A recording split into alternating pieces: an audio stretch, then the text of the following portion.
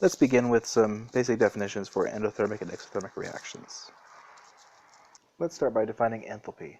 Enthalpy can loosely be defined as the heat content of a system. It is a measure of the energy inside a system. Generally, if a system has lost enthalpy, it has undergone an exothermic reaction, while if a system has gained enthalpy, then it has undergone an endothermic reaction. Enthalpy is usually represented by delta H. Next, there's exothermic reaction. It can generally be described as a reaction that releases heat. The energy that is released from the reaction is greater than the energy that is required to initiate it.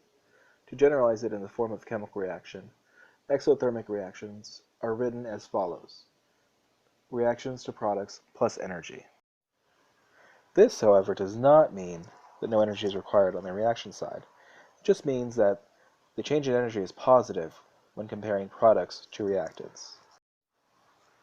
For example, in the combustion of isopropyl alcohol, the energy that is required to initiate the reaction was supplied by the stick lighter.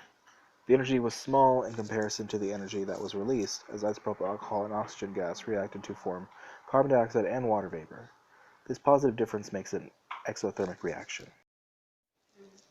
The delta H of this reaction is negative, as the heat given off by the reaction is lost to the surroundings. In contrast to an exothermic reaction, an endothermic reaction absorbs heat. An example could be the melting of ice cubes. To generalize it in the form of a chemical reaction, endothermic reactions are written as follows: reactants plus energy to products. When a substance changes from a solid to a liquid, which is melting, or a liquid to a gas, which is vaporization, an increase in temperature occurs, which requires energy. The surrounding environment often provides this energy by losing heat. This is why you feel cooler when you sweat. As your sweat vaporizes, heat is lost from your body and given to the water to change it from a liquid to a gas. Alright, now I keep saying systems versus surroundings. In chemistry, the system is defined as the container in which the chemical reaction is taking place. Conversely, the surroundings are everything else that interacts with the system. An example of a system could be the wood in a fireplace, and the homes would be defined as the surroundings. Now, as the wood burns, heat is lost to the surroundings and dissipates throughout the house, therefore warming the entire surroundings. This is an illustration of a system giving off heat to its surroundings, such as a fireplace. Okay, now stick with me. I know it's a long process here. Entropy. It's defined as a representation of the amount of possible configurations of a system on a molecular level. Now, the larger number of possible configurations, the larger the entropy. Now, another way to look at entropy is to talk about the randomness, chaos, and disorder of a system.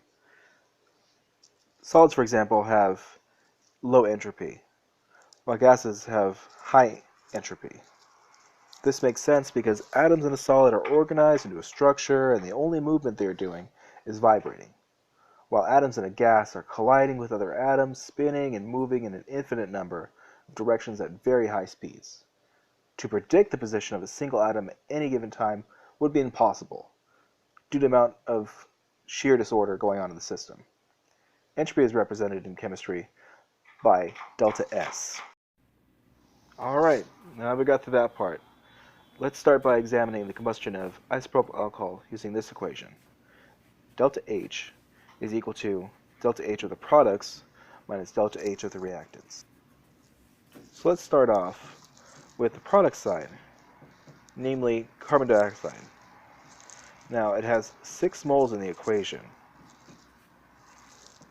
and these 6 moles are multiplied by the negative 395.5 kilojoules per mole of each.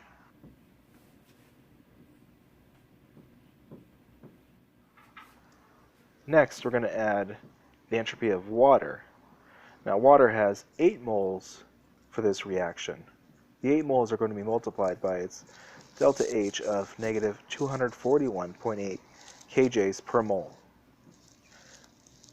The next step would be to subtract the delta H of the reactants, starting with the 2 moles of isopropyl alcohol.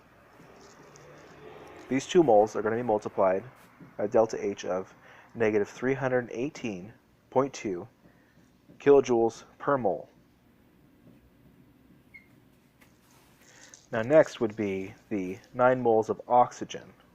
Now, due to the fact that oxygen is in its natural state, there is no delta H. We calculate it as 0. 9 moles times 0 is, of course, 0.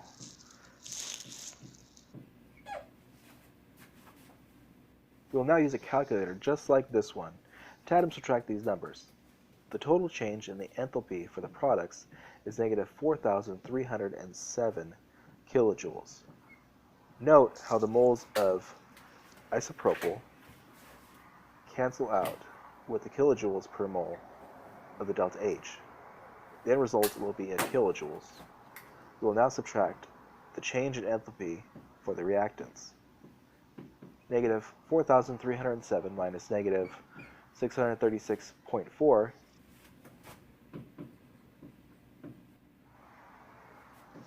would equal negative 3,671 kilojoules.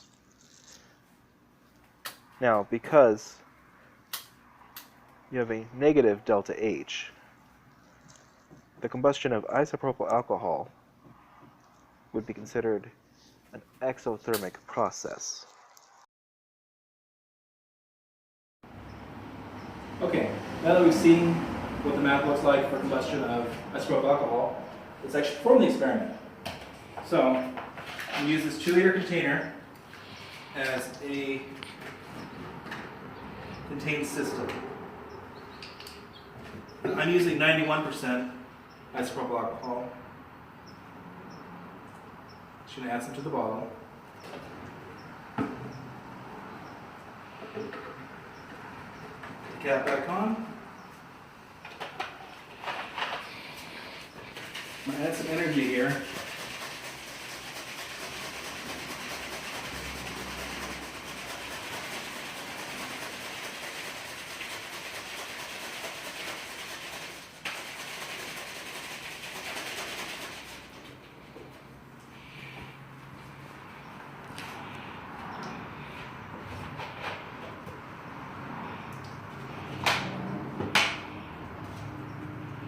Just a little bit of heat.